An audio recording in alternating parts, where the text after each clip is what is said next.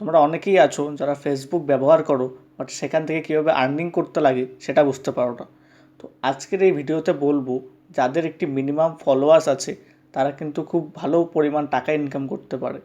তো কীভাবে টাকা ইনকাম করব এবং কীভাবে ব্যাঙ্ক অ্যাকাউন্ট অ্যাড করব, সব কিছু কিন্তু আজকের এই ভিডিওতে বলবো।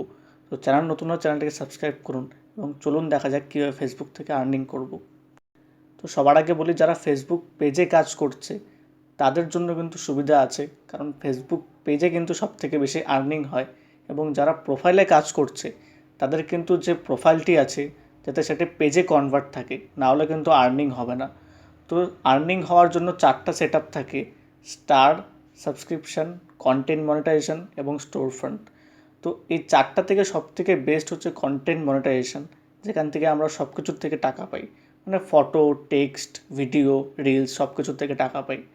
তো এখন যে ফেসবুকের নতুন নিয়মটি আছে সেখানে কিন্তু কন্টেন্ট মনিটাইজেশন থেকে আর্নিং কমিয়ে দিয়েছে।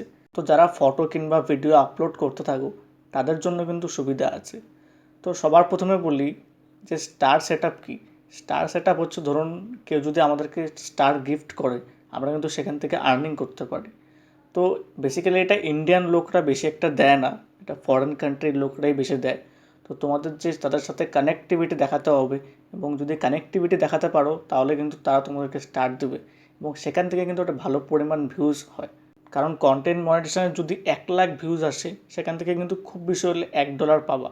এবং যদি একটি ফরেন কান্ট্রির কেউ যদি $1 দিয়ে দেয় ফটোতে, তাহলে কিন্তু খুব কম সহজেই কম সময়ে তাড়াতাড়ি আর্নিং করা যায়। তো তো যারা ফেসবুকে নতুন নতুন কাজ করছো, আমার এই অ্যাকাউন্টটা সাবস্ক্রাইব করে রাখো। আমি এরপরে নেক্সট ভিডিওতে বলবো কিভাবে একটি ভিডিও আপলোড করব এবং কিভাবে ফটো কিংবা আদার্স থেকে ইনকাম করতে পারবো।